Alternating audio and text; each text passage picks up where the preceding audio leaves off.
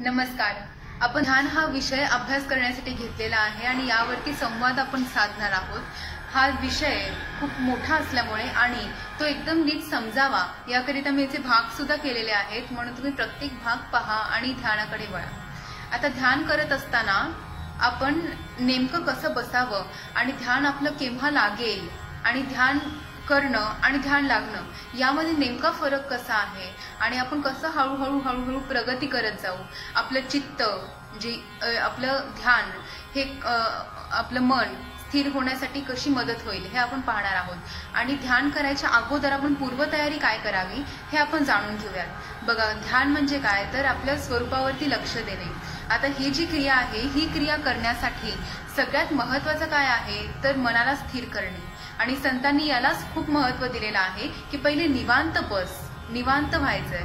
आणि निवांत होण्यासाठी काय तर जरा शांत व्हायचंय, जरा शांत बसायचंय. आणि त्यासाठी वेळ काढून आपण शांततेचा सराव करत करत शांत बसत बसत बसत बसत हळूहळू ध्यानाला सुरुवात करू शकतो. खरं तर याला आपण ध्यान केव्हा म्हणणार, जेव्हा संपूर्ण मन हे जे चित्त भरकटत आहे ते जेव्हा शांत होईल आणि त्यामध्ये पॉझिटिव्ह विचार किंवा ईश्वराच्या अगदी जवळ आपण असू आणि ईश्वराच्या जणू आपण डोळे उघडल्यानंतर ईश्वराच्या डोळ्यांनीच पाहतोय एवढं प्रेम आपल्या मनात असेल प्रत्येक व्यक्तीबद्दल, प्रत्येक जीवाबद्दल, तेव्हा हे ध्यान होईल.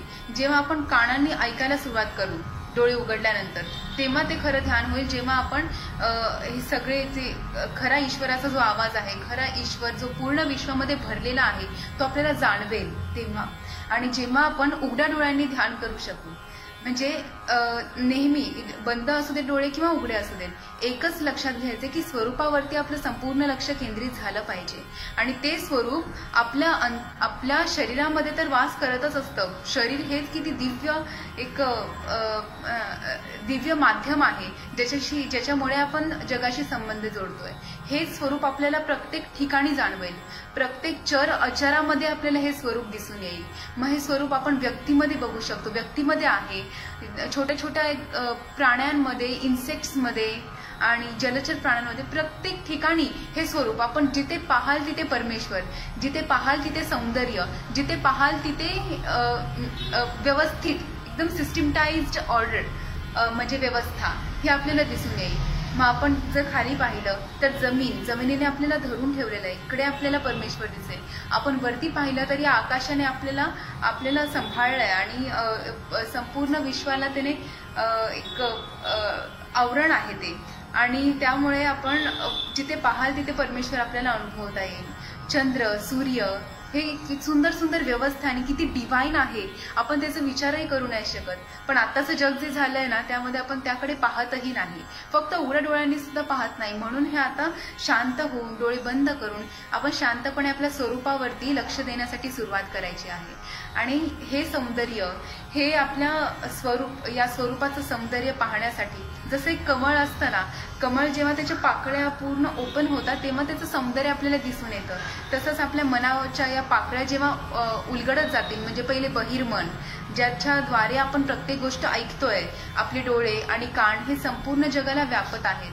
तर जेव्हा ही पाकळी ओपन होईल मग अंतर्मनाची पाकळी ही जी आहे ती ओपन होईल आणि मग डिवाइन कॉन्शियसनेस, प्युअर कॉन्शियसनेस अशा या पाकळ्या जेव्हा ओपन होत जातील आणि जेवढं आपण आपल्या स्वरूपामध्ये डिवाइन कॉन्शियसनेसमध्ये संपूर्ण विलीन होत जाऊ तसं आपलं ध्यान लागत जाईल. आणि हे फार महत्वाचं आहे. ध्यान लावणं आणि ध्यान लागणं म्हणजे काय तर सबीज ध्यान आणि निर्बीज ध्यान. सबीज ध्यान म्हणजे ध्यान लावणं. हे बघा, हेच सगळ्यात अवघड आहे की एका जागेवरती स्थिर बसणं. आणि यासाठी अष्टांग योग म्हणजे महर्षी पतंजलीने अष्टांग योग हे ज्या पायऱ्या ज्या दिलेल्या आहेत, म्हणजे ध्यानाच्या अगोदरच्या 6 पायऱ्या. पहिले तर आहेत तर यम, नियम, आसन, प्राणायाम, प्रत्याहार, धारणा, ध्यान आणि समाधी हे अष्टांग योग. आणि यातल्या ज्या सुरुवातीच्या पायऱ्या आहेत त्या फार महत्वाच्या आहेत. कारण जेव्हा यम हा आपला स्वभाव होईल, जेव्हा नियम ही आपली सवय होईल, जेव्हा आसन हे आपलं कर्तव्य असेल, जेव्हा प्राणायाम आपल्याला स्थिर करायला सांगतील, शिकवतील, स्थिर करतील, तेव्हा कुठे आपण स्थिर होऊ. म्हणजे या 4 नियमांचं, या 4 पायऱ्यांवरती चालल्यानंतर आपण स्थिर होऊ लागू. मग प्रत्याहार, धारणा, ध्यान आणि समाधी. मग प्रत्याहार म्हणजे काय तर अलिप्तता, बघा, ही एवढी सोपी गोष्ट आहे अलिप्त राहणं. आपल्यासाठी वाईट असणाऱ्या गोष्टींपासून आपण नेहमी दूर राहावं. मग पण हे वाईट विचार किंवा निगेटिव्ह विचार किंवा निंदा, नालस्ती किंवा क्लेश किंवा द्वेष हा आपल्या मनात अजिबात साठून राहता कामा नये.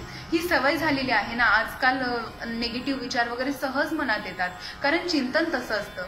तर चिंतन बदलण्यासाठी या सुरुवातीच्या पायऱ्या आहेत, म्हणजे सवय लागणे किंवा आपला स्वभाव यम, नियम, आसन, प्राणायाम असं बनणे हे फार महत्वाचं आहे.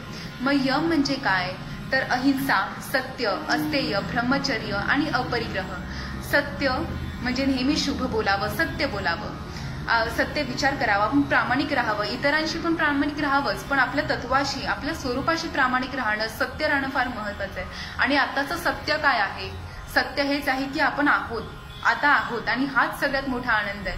हेच सगळ्यात महत्वाचं आहे. आपण आहोत म्हणून जीवनाचा आनंद घेतोय, म्हणून या प्रेझेंटमध्ये जगणं फार महत्वाचं आहे. आपण जर साधारणतः पाहिलं तर आपले सतत विचार पास्ट किंवा फ्युचर, हे करायचंय, हे माझं असं झालेलं, हा प्रॉब्लेम झालेला आहे, हा मला सॉल्व्ह करायचा आहे, एवढंच. पण प्रेझेंटमध्ये आत्ता या क्षणाचा आनंद हा घेतच नाही होत आपण, आणि हे आत्ताच नाही तर एकदम असंच आपलं जीवन सुरू आहे. आणि याकरिता म्हणजे जेव्हा आपण ध्यानामध्ये ध्यानस्थ बसूही, तेव्हा जर आपली मान किंचितशी खाली गेली की आपण समजायचं हे आपोआप होतंय, हा म्हणजे किंचितशी खाली गेली की आपण पास्टचे विचार आपल्या मनात सुरू होतात एकदम कॉन्शियसली, कारण हे मन आहे ना, याची पॉवर डिवाइन आहे हे मन, आणि ते प्रत्येकाला मिळालंय. पण हे डिवाइननेस हा जो आहे तो जरा मन अस्थिर आपलं होत असतं, आणि त्याला स्थिर करणं फार फार फार महत्वाचं आहे. जराशी मान आपली वरती गेली की समजावं आपण फ्युचरचे विचार म्हणजे पुढचे विचार कंटिन्युअस सुरू आहे, पण जेव्हा मान समोर राहते, आणि यासाठी एकदम परीक्षण करणं फार महत्वाचं आहे. म्हणजे आपल्याकडून चुका अशा जशा नॉर्मली होत जातात तसं आपण आसन करताना, प्राणायाम करताना, ध्यान करताना होणाऱ्या चुका आहेत त्या सुधारायच्या आहेत, आणि आपण परत त्या लाईनीवरती यायचा प्रयत्न करायचा आहे. जरा मन अस्थिर झालं की परत लाईनीवरती यायचा आपल्याला प्रयत्न करायचा आहे. आणि हे कसं करायचा हा प्रयत्न हे तर आपण पाहणारच आहोत, पण त्याआधी आपण जो अष्टांग योग हा विषय घेतलाय तो नीट समजून घेऊयात. सत्य, मग अहिंसा, सत्य, अस्तेय, ब्रह्मचर्य आणि अपरिग्रह. अहिंसा म्हणजे म्हणजे नाही, आणि हिंसा म्हणजे हत्या. तर आपल्याकडून कोणालाही कसलाही त्रास होऊ नये. इव्हन आपलं जे करणं आहे ना, कर्म, ते हातांनी तर आहेच, ते आपल्या शरीराने तर आहेच, पण सगळ्यात महत्वाचं ते मनाने करणं, कारण मनात विचार आला की तसं आपलं आचरण होतं. म्हणून विचारच एकदम विचारांची शुद्धीकरण करणं हे फार महत्वाचं आहे. आणि यासाठी माझे सद्गुरू श्री वामनराव पै यांनी एक सुंदर प्रार्थना लिहिलेली आहे, आणि ती प्रार्थना आज हजारो लाखो जण करत आहेत, आणि दिवसाला 1000, 2000, 5000, 10,000 प्रार्थना केल्या जातात. आणि ही आहे मनाला सवय लावणं. माहितीये की मन अस्थिर आहे, सारखं धावत असतं, चंचल आहे, बहुचंचल चपळ असं तुकारामांनी सांगितलेलं आहे. मन हे मरकटाप्रमाणे धावत आहे हे माहितीये, उड्या मारतात, पण त्याला स्थिर करणं हेही सोपं आहे, आणि जे आपल्याकडून योग करून घेतो.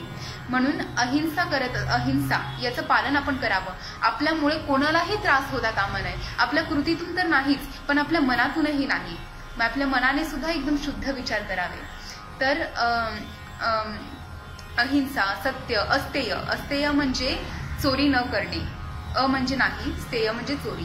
तर चोरी न करणे, आपल्या स्वतःचं ज्ञान, अगदी ज्ञान असू देत किंवा कुठलीही गोष्ट असू देत, कुठलीही वस्तू असू देत, या बाबतीत आपण आपल्या कर्तृत्वावरती, आपल्या विचारशक्तीवरती आपण प्रत्येक गोष्ट निर्माण करावी. तर ब्रह्मचर्यपद आणि अपरिग्रह.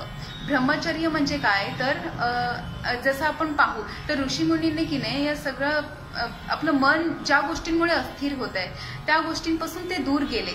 म्हणजे जसं जंगलात जाऊन किंवा रानावनात जाऊन ध्यान करणे, ध्यान लावणे आणि मग ते आपोआप लागणे, हे आपण खूप पाहिलेलं आहे, ऐकलेलं आहे.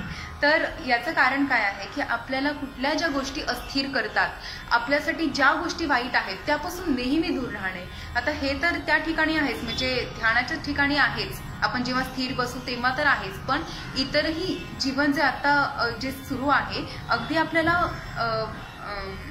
आहार कुठला निवडावा हे खाणं आपल्यासाठी योग्य नाहीये, असं आळशीपणा करणं योग्य नाहीये, हे सुद्धा आपल्याला त्या वेळेस समजत नाही. आणि हे समजण्यासाठी ते भान असणं फार गरजेचं आहे. आणि ते जर भान असेल तर कोणीही ध्यान धारणा किंवा योगासनं करणं, प्राणायाम करणं हे टाळणार नाही. आणि म्हणून याचं भान घेणं, अस्तित्वाचं भान घेणं हे खूप महत्वाचं आहे. आणि अपरिग्रह म्हणजे संचय न करणे. तर कुठलीही गोष्ट संचय न करणं. आता आपल्या हातात असतं, आपल्या मुखात असतं कौतुक करणं, इतरांना आनंद देणं, इतरांना प्रोत्साहन देणं, इतरांना आणखीन इन्स्पायर करणं, हे आपल्या मुखात आहे, हे आपल्या हातात आहे. तर अशी गोष्ट आपण नेहमी करत जावी. कारण जसं आपली अपेक्षा असते, अपेक्षा हा शब्द फार महत्वाचा आहे. आपण नेहमी दुसऱ्यांकडूनच अपेक्षा करतोय की आपलं महत्त्व इतरांना कळावं, आपल्या अस्तित्वाची जाणीव आपण करून देत असतो. मी आहे, मी असं आहे, मी हे केलंय, मी हे नाही केलंय, मला असं करून दाखवायचंय. म्हणजे आपण काय अपेक्षा करतो इतरांकडून. तसंच प्रत्येक जण करतंय, प्रत्येक जण अपेक्षा करत असते एकमेकांकडून. म्हणून आपण इतरांच्या अपेक्षा पूर्ण केल्या म्हणजे इतरांचं कौतुक, इतरांचं सुख पाहिलं, इतरांना आनंद मिळावा, ही जर भावना आपली असेल तर मग ऍक्शन एज रिॲक्शन हा तर त्रिकालाबाधित असलेला नियम आहे. म्हणजे कर्माचे फळ कर्मातच असते. मग आता जर आपण चांगली कर्म केली तर त्याची आपल्याला रिॲक्शन मिळणारच आहे. म्हणून अपरिग्रह याचं पालन करावं. कुठलीही गोष्ट संचय करून ठेवणे, मग ती सत्ता असू देत, संपत्ती असू देत, किंवा ज्ञान असू देत, किंवा इतर कुठलीही गोष्ट असू देत, त्याला कधीच संचय त्याचा करू नये. आणि ही यामधल्या ज्या पायऱ्या आहेत म्हणजे ज्या आपण आता पाहिल्या, सत्य, अहिंसा, सत्य, अस्तेय, ब्रह्मचर्य आणि अपरिग्रह, हा आपला स्वभाव बनला पाहिजे. आणि हा जेव्हा स्वभाव बनेल तेव्हा आपल्याला त्रास होणाऱ्या ज्या गोष्टी आहेत ना त्या बंद होतील. म्हणजे आपल्यात जर प्रेमभावना, कृतज्ञता भाव हा जर निर्माण झाला तर आपण इतरांशी वागताना सुद्धा त्याच भावाने वागू आणि आपली दिनचर्या तशीच असेल. आणि त्याचे रिॲक्शन्स आपल्याला काय मिळतील तर कुठलेही क्लेश नाही, कोणाबद्दलही द्वेष नाही, काहीच मत्सर नाही, ना कोणाचा क्रोध, ना काही सगळ्यापासून दूर राहावं. आणि यामुळे मन स्थिर होईल, यामुळे आपण त्या क्षणाचा आनंद घेऊ शकू. आणि हे फार महत्वाचे आहे. त्यानंतर नियम हे खूप महत्वाचे आहेत. म्हणजे शौच, संतोष, तप, स्वाध्याय आणि ईश्वर प्रणिधान. जसं यम आपला स्वभाव झाला पाहिजे तसं नियम आपली सवय झाली पाहिजे. मग शौच म्हणजे काय तर शरीराचं शुद्धीकरण आणि मनाचं शुद्धीकरण, या दोन्ही गोष्टी अगदी महत्वाच्या आहेत. आणि त्यानंतर संतोष म्हणजे समाधान. बघा आता एखादी व्यक्ती असेल आणि ती खूप धनवान आहे, त्याच्यावर सत्ता आहे, संपत्ती आहे आणि सगळी सुख, ऐहिक सुख जी आहेत ती त्याने मिळवलीत असं त्याला वाटतंय. पण त्याची इच्छा आहे की मला आणखीन हे मिळवायचंय, आणखीन मला ते कमवायचंय, मला आणखीन मोठं घर घ्यायचंय, आणखीन मोठी गोष्ट ही मला प्राप्त करायची आहे, अशी जर त्या व्यक्तीची समजूत असेल किंवा त्याची इच्छा असेल.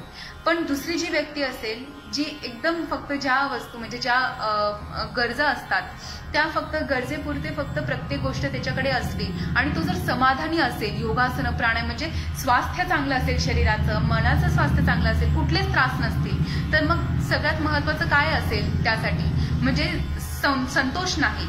त्या दुसऱ्या पहिल्या व्यक्तीकडे आपण जर पाहिलं तर संतोष नाही म्हणजे काय तर समाधान नाही. आणि समाधानच फार महत्वाचं आहे. एवढं मिळवून सुद्धा जर समाधान मिळणार नसेल तर मग तो खरा आनंदच नाहीये ना. आणि त्या दिशेने आज संपूर्ण जग वाहत चाललंय असं दिसून येतंय. काही ना काही मिळवणं, काही ना काही प्राप्त करणं. पण हे जे मिळालेलं आहे, ऑलरेडी मिळालंय, आणखीन काय मिळवतोय आपण, हे जर शरीर पाहिलं तर आपल्याला प्रत्येक ठिकाणी, प्रत्येक अवयव, प्रत्येक ग्लँड, प्रत्येक सिस्टीम जर आपण पाहिली तर ती किती डिवाइन आहे, किती डिवाइन आहे.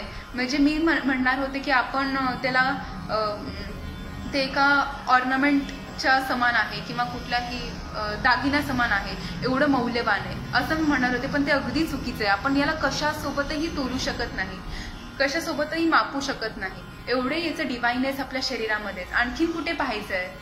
जे काय आहे ते आहे सत्य. म्हणून सच्चिदानंद स्वरूप म्हणजे आपलं स्वरूप. सत म्हणजे काय तर सत्य आणि सातत्य, आणि दुसऱ्या बाजूला सत्ता ही म्हणजे काय तर सत्य आणि सातत्य. सत्य काय आहे की आपण आहोत आणि सातत्य काय आहे की आपण निरंतर आहोत. आपली प्राणशक्ती आपल्या देहामध्ये वाहत आहे. संपूर्ण जगामध्ये या प्राणशक्ती वास करते आणि त्यामुळे सगळीकडे चैतन्य आहे. म्हणजे ही पृथ्वी त्याच्या रोटेशननुसार काय फिरते, काय त्यानंतर चंद्राच्या पूर्ण एक राऊंड मारते.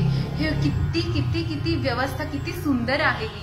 आणि यामध्ये कधीच चूक होत नाही, एवढी डिवाइन व्यवस्था. म्हणून बसल्या जागी आपल्याला हे कोटी सूर्य चंद्र तारे अनुभवणं हे अगदी सोपं आहे. आणि हे कशामुळे जेव्हा ध्यान करू तेव्हा, जेव्हा आपलं लक्ष स्वरूपावरती जाईल तेव्हा हे सच्चिदानंद स्वरूप लक्षात घेणं फार महत्वाचं आहे।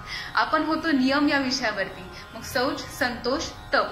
तप म्हणजे काय तर आपण एखादी गोष्ट म्हणजे अभ्यास जर आपण ठरवला तर त्यामध्ये येणाऱ्या प्रत्येक व्यत्यय हा बाजूला काढून आपण सरळ मार्गावर म्हणजे त्या अभ्यास करत राहणे, जास्त काळ दीर्घ काळ आपण त्या एका विषयामध्ये राहणे हे फार महत्वाचं आहे। कारण विचलित करणाऱ्या बऱ्याच गोष्टी असतात। आपण अगदी लहान मुलांकडे जरी पाहिलं तरी त्यांची इच्छा असते की आपण अभ्यास करूयात, होमवर्क करूयात, हे कम्प्लीट करूयात, पण इतरही विचलित करणाऱ्या ज्या गोष्टी असतात, टेलिव्हिजन किंवा कुठल्याही काही गोष्टी असू शकतात, तर या विचलित करणाऱ्या गोष्टींपासून दूर राहून आपलं तप हे एकदम चांगलं असावं। आणि तप म्हणजे काय तर ठरवलेली गोष्ट कंटिन्यू आपण करत राहणे, आणि हे फार महत्वाचं आहे। कारण मी पाहिलंय की योगासनं करण्यासाठी सुरुवात तर करतात लोक, पण सुरुवात करून नंतर जो ब्रेक होतो ना, त्यानंतर जेव्हा येतात तेव्हा सांगतात हो खूप मोठा ब्रेक झाला, जमत नव्हतं आम्हाला करायला, आम्ही ठरवलेलं अगोदर की करणार आहे पण नाही जमलं, अशी कारणं देणारीही खूप जण पाहिलेली आहेत। तर यासाठी तपावरती कायम राहणे हे फार महत्वाचे। मग हे तप आहे की कायिक, वाचिक आणि मानसिक तप, या 3 प्रकारचे तप आहेत। मग कायिक म्हणजे काय तर अहिंसा आणि ब्रह्मचर्य पण, हे फार महत्वाचे आहे। मग वाचिक म्हणजे काय तर त्यामध्ये येणार की सत्य बोलणे किंवा शुभ बोलणे हे येणार। आणि मानसिक तप हे फार महत्वाचं आहे। मानसिक तप म्हणजे एक ठरवणे की आपल्या मनात कुठलेही वाईट विचार, कोणाबद्दलही वाईट विचार किंवा नेगेटिव्हनेस, नकारात्मक विचार, मग ते स्वतः बाबतीत असू देत किंवा इतरांबाबतीत, कारण नकारात्मक विचार हा आपल्या जीवनापासूनचा वेगळाच भाग आहे। कारण आपल्यात सामर्थ्यताच एवढी परमेश्वराने आपल्याला दिलेली आहे, छोटी छोटी गोष्ट ती फार महत्वाची आहे। हे ब्रेन म्हणजे मेंदू किती डिवाइन कार्य करत असतो, विचार शक्ती, एक विचार जर दिव्य असेल तर तो संपूर्ण जगाचं ज्ञान घेऊ शकतो। जसं संत ज्ञानेश्वरांनी फक्त त्यांचा एक विचार म्हणजे त्या स्वरूपाशी अगदी ते कनेक्ट असल्यामुळे, त्यांचं अनुसंधान परमेश्वराशी असल्यामुळे त्यांनी पसायदान, हरिपाठ या किंवा अभंग, त्यांचं ज्ञान ह्या संपूर्ण जगभरात पोचलेला आहे। तर याकरिता विचार, प्रत्येक विचाराला महत्व देऊन तो विचार शुभच असावा, तो विचार सात्विकच असावा, तो विचार सच्चिदानंद स्वरूपाला धरूनच असावा, म्हणजे आपल्या स्वस्वरूपाला, हे लक्षात घ्यावं। तर हे तप, मानसिक तप हे आहे। तसंच नेक्स्ट आहे ते स्वाध्याय।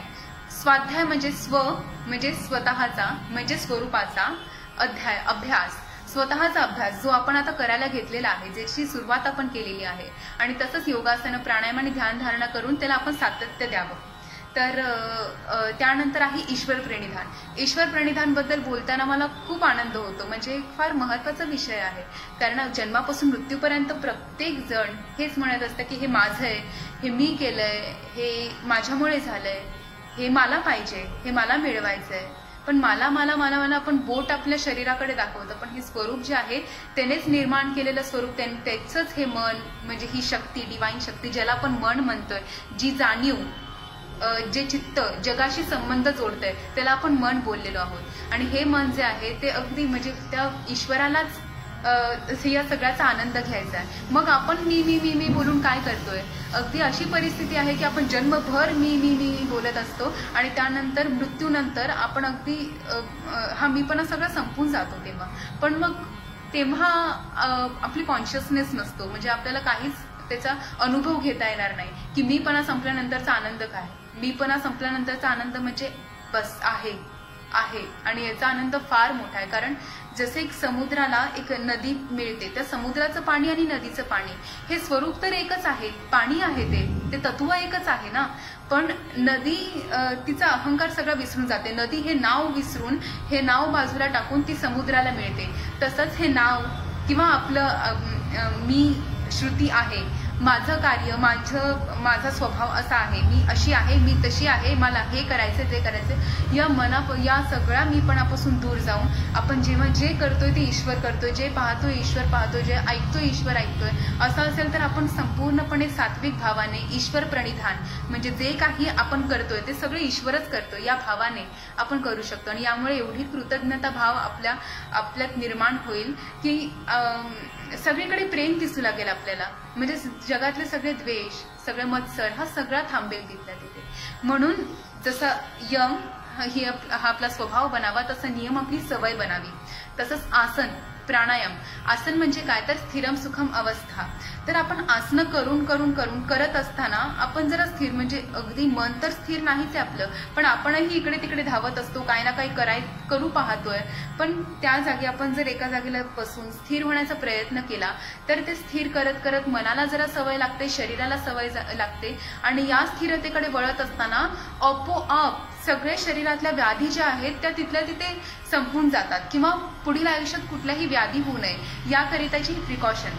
म्हणून योगासनं तर हा महत्वाचाच भाग आहे. योगासनांमध्ये जर आपण पाहिलं तर प्रत्येक नाव हे उत्क्रांती करणारं नाव आहे. बघा, ऋषीमुनींची नावं, देवदेवतांची नावं किंवा जलचर प्राण्यांची नावं, अगदी छोट्यातल्या छोट्या जीवाची नावं सुद्धा या आसनांना दिलेली आहेत. प्रत्येक आसनाचं नाव तसंच आहे. तसंच आपण ज्याला देणं लागतो म्हणजे या निसर्गाला, म्हणजे ते काय आहे तर वृक्ष किंवा हे आपण जर पाहिलं तर इतरही काही गोष्टी आहेत ज्यामुळे आपलं जीवन त्यांच्यावरती डिपेंडेड आहे. जसं वृक्ष, मी हे तुम्हाला एक्झाम्पल दिलं, वृक्षासन, यातून आपले भाव काय पाहिजे तर या वृक्षाविषयी कृतज्ञता आपल्या मनात निर्माण झाली पाहिजे. आणि कारण वृक्ष स्वतः विष घेतोय, स्वतः कार्बन डायऑक्साईड घेऊन आपल्याला ऑक्सिजन, प्राणवायूचा पुरवठा करतोय. म्हणून प्रत्येक निसर्गातली गोष्ट ही एकमेकांवरती डिपेंडेड असते, आणि ही सुंदर व्यवस्था आहे. ही आपोआप झालेली एक परमेश्वरी व्यवस्था आहे, आणि ती किती महत्वाची आहे. आणि याचं जर चिंतन नाही करणार, याचं भान नाही घेणार, तर मग जीवनात आणखीन आपण या नाटकीमय जीवनच जगत राहू ना.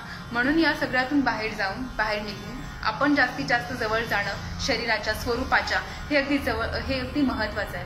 म्हणून योगासनं करावी. योगासनांचा आपल्याला फार उपयोग होईल, शरीर स्वास्थ्यासाठी सुद्धा आणि मनाला शांत करण्यासाठी सुद्धा.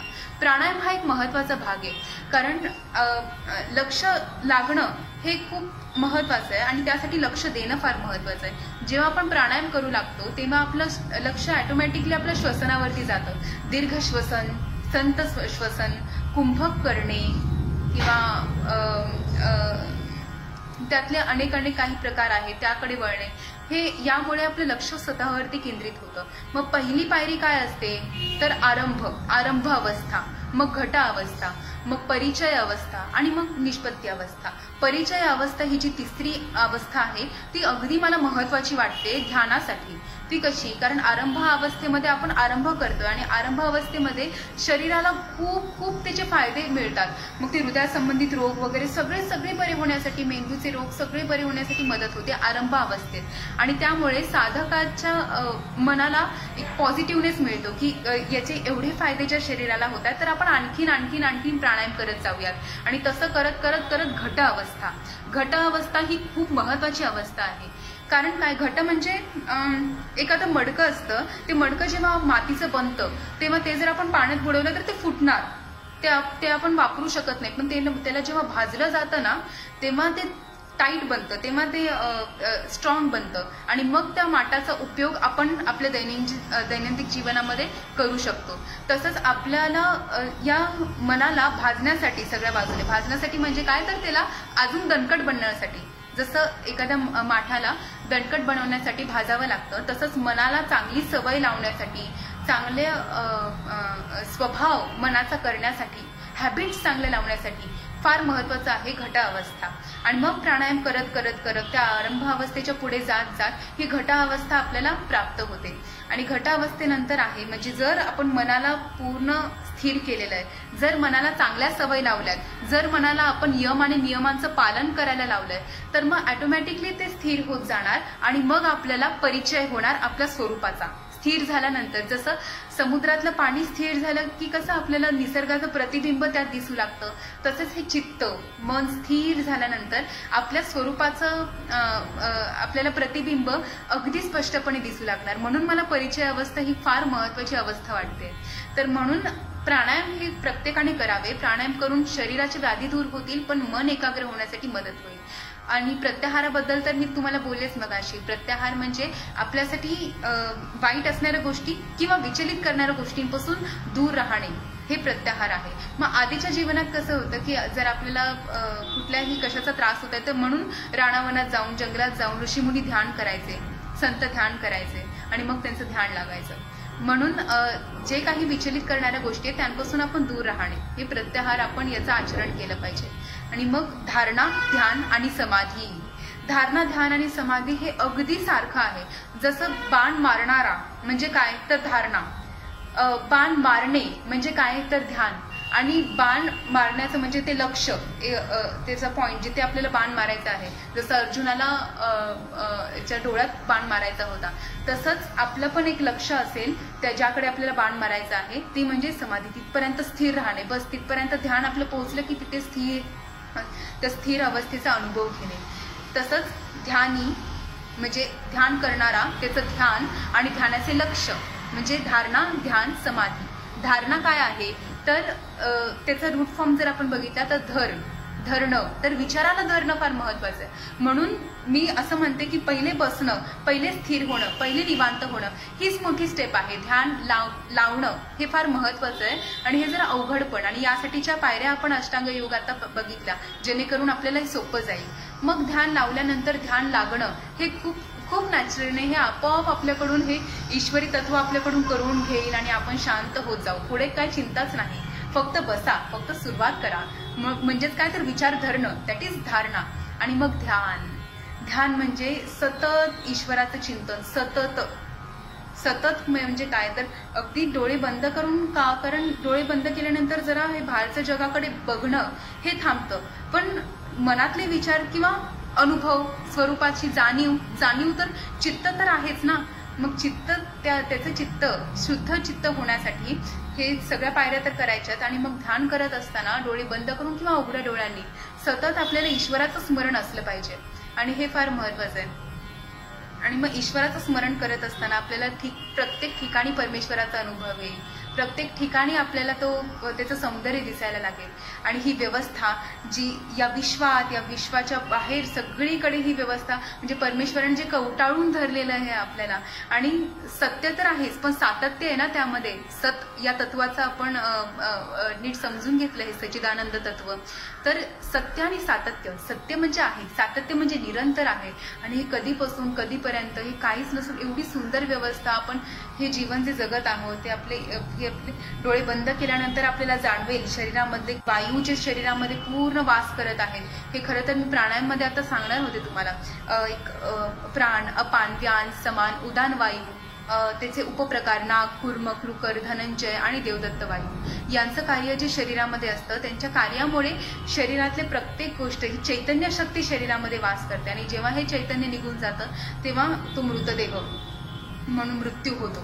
म्हणून या स्वरूपाचं सतत चिंतन असणे फार महत्वाचं आहे, आणि ज्यामुळे आपण अगदी स्थिर होऊ आणि आपल्या मनाचं शुद्धीकरण होईल. आणि जेव्हा ध्यान करू लागू आपण, तेव्हा प्रत्येक जण जेव्हा ध्यान करेल तेव्हा जगाचं नंदनवन होण्याकरिता वेळ अजिबात लागणार नाही. आणि यासाठी सगळ्यात सोपी स्टेप आहे, म्हणजे आपण ध्यान या विषयावर आहोत म्हणून आपण सबीज ध्यान आणि निर्बीज ध्यान हे आपण पाहून घेऊयात. सबीज ध्यान म्हणजे काय तर ध्यान लावणे, बीज म्हणजे बी, तो पेरणे, आणि स म्हणजे असणे.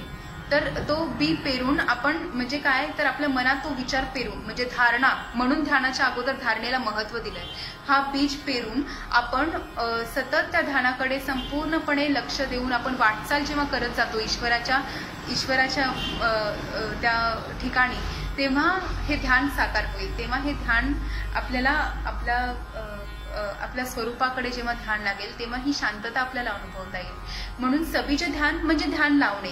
आता या ध्यान लावण्यामध्ये मी म्हटलं की आपण प्राणायाम करू शकतो ध्यान लावण्यामध्ये, तसंच ओंकार जप करू शकतो किंवा विश्व प्रार्थना करू शकतो. हे ईश्वरा सर्वांना चांगली बुद्धी दे, आरोग्य दे, सर्वांना सुखात आनंदात ऐश्वर्यात ठेव, सर्वांचं भलं कर, कल्याण कर, रक्षण कर, आणि तुझे गोडनाम मुखात अखंड राहू दे. ही जी प्रार्थना सद्गुरू श्री वामनराव पैंने सांगितलेली आहे, लिहिलेली आहे, ही खूप महत्त्वाची आहे, ज्यामुळे आपण लगेच स्थिर होण्यासाठी किंवा आपल्या मनाचं शुद्धीकरण होण्यासाठी लगेच आपल्याला उपयोगी पडेल. तर ही प्रार्थना सतत गुणगुणत राहणे म्हणजे आपल्या मनाला चांगली सवय लावणे. तर ही प्रार्थना सतत गुणगुणत राहा. मग ती बंद डोळ्यांनी उघड्या डोळ्यांनी कसंही, पण शांत होणं जरा महत्वाचं आहे, म्हणून डोळे बंद करून स्थिर होऊन आपण ही प्रार्थना करायला सुरुवात करावी. आणि मग प्रार्थना करत करत करत किंवा नामजप करत, नामस्मरण करत, मग नामजप काय, नामजप पहिले आणि मग स्मरण आपण आपोआप करू लागू. जेव्हा नामजपावरती आपले लक्ष केंद्रित होईल तेव्हा मग नामजप, मग आपण विठ्ठलाचं नाम घेऊ, रामाचं नाम घेऊ, असं नामजप करत करत करत आपलं त्याकडे लक्ष केंद्रित होईल आणि मग त्या विठ्ठल या शब्दाचा संपूर्ण अर्थ किंवा ओंकार या जपाचा संपूर्ण अर्थ जो आहे, वैश्विक अर्थ, तो आपल्याला दिसू लागेल. म्हणजेच काय तर स्मरण होईल. म्हणजे ओंकार जे स्वरूप आहे त्यांनी संपूर्ण ओंकार स्वरूप हे विठ्ठलाचं स्वरूप, हा विश्वी ठसावलेला हा जो विठ्ठल आहे तो आपल्याला अनुभवता येईल.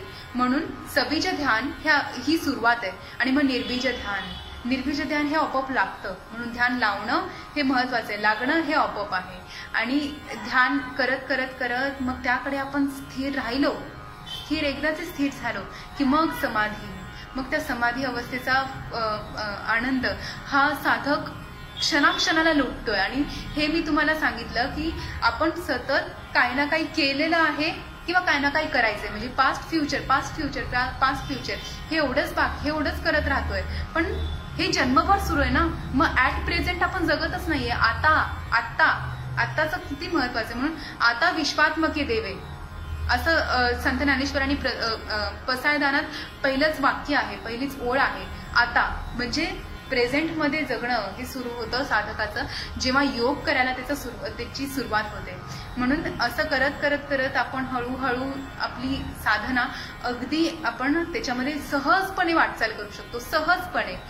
सहज हे का म्हणते मी, कारण हा जो विषय आहे किंवा अगदी तुम्ही शब्द म्हणाल तर ध्यान हा शब्द ऐकल्यावरच कित्येकांना वाटतं की हा आपल्यासाठी नाहीच आहे.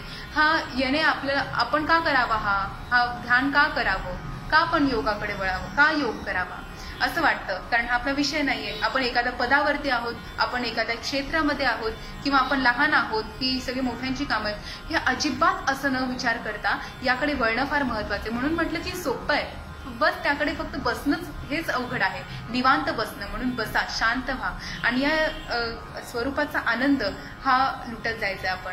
मग हे बसून कित्येक तास, आज जर आपण इतिहास पाहिला तर संतांनी, ऋषीमुनींनी तासनतास, वर्षानुवर्ष ध्यान केलेलं आहे.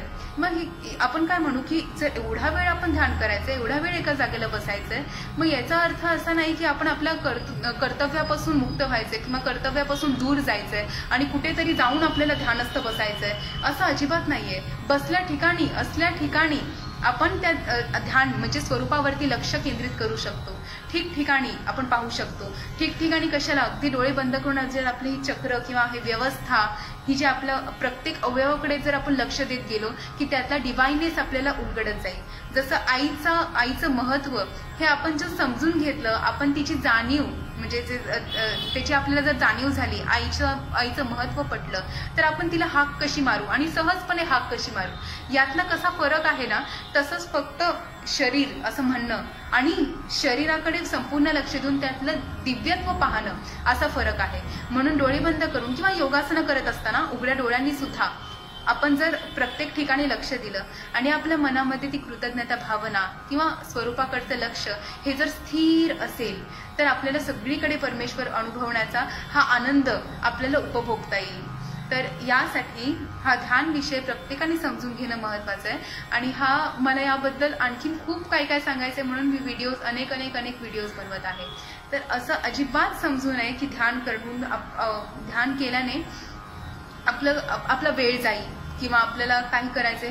कारण हा विषय जो आहे ना तो सुरुवातीला एकदम खूप पटीने तो कडू लागेल, पण तो नंतर त्यातला गोडवा हा उलगडत जातो. जसं मी कमळाचं उदाहरण तुम्हाला दिलं. पण इतर जे विषय आहेत ना त्याकडे आपण ध्यान आपोआप केंद्रित करतो. किती वेगवेगळे विषय असू देत. म्हणजे ताट बसव, आपण ध्यानाला सुरुवात केली, एक 5-10 मिनिटं झाले की आपली पाठ भरून नेणे वगैरे अशी सगळी कारणं आपल्याला सुचतील. पायाला मुंग्या येणे किंवा आपण कॉन्सन्ट्रेट करताना सहज आपला माथा जो आहे तर आपण याप्रमाणे कॉन्सन्ट्रेट होत नसेल तर आपण प्रयत्न करत आपले हे जे शिरा आहेत त्या सगळ्या ताणल्या जातात. त्यामुळे डोकं जड वगैरे हा सगळा अनुभव जो आहे रे तो सुरुवातीला येऊन अगदी काही क्षणात म्हणू शकता, काही वेळात म्हणू शकता हा निघून जाऊ शकतो. फक्त त्याकडे स्थिर राहणं, सातत्य ठेवणं महत्वाचं आहे. म्हणून प्राणायाम वगैरे जेव्हा करू तेव्हा ही स्थिरता आपोआप आपल्याला येईल. म्हणून हे सोपं आहे ध्यान करणं. तर ध्यान हे कित्येक ऋषीमुनींनी केलं. स्वामी विवेकानंदांनी ध्यान केलं, तुकाराम महाराजांनी ध्यान केलं, ज्ञानेश्वरांनी ध्यान केलं, अजून कितीतरी व्यक्ती आहेत, कितीतरी ऋषीमुनी आहेत, त्यांनी ध्यान केलं. पण आपल्याला काय दिसून आलंय की ध्यान केल्यानंतरचा त्यांना जे चैतन्य त्यांचं जागृत होतं, जे एका मारुतीच्या मूर्तीवरती जे ठप्पे लागत जातात ते हळूहळू पुसले जातात. जसं एक मारुतीचं मंदिर असेल, तिथे जर मारुतीची जर फ्रेम असेल, फोटो असेल, तर त्यावर कसं आपण शेंदूर लावत लावत लावत लावत तो एवढा भरून जातो की आपल्याला तो मारुतीच दिसेनासा होतो. तर त्याप्रमाणे हे जे संस्कार लागलेले ते हळूहळू पुसत पुसत पुसत पुसत आपल्याला त्या स्वरूपाचा अनुभव घ्यायचा आहे. आणि म्हणून सर्वांनी ज्यांनी ध्यान केलं त्यांनी त्यांच्या जीवनात उन्नती केली, त्यांनी या जीवनाचा आनंद घेतला. म्हणून नेहमी ध्यानाला आता सुरुवात करूयात. आणि मग जसे जसे नवीन नवीन व्हिडिओज तुम्ही पाहत जाल तसं तसं आपल्याला त्याचा अभ्यास आपण एकत्र करत जाऊ. धन्यवाद.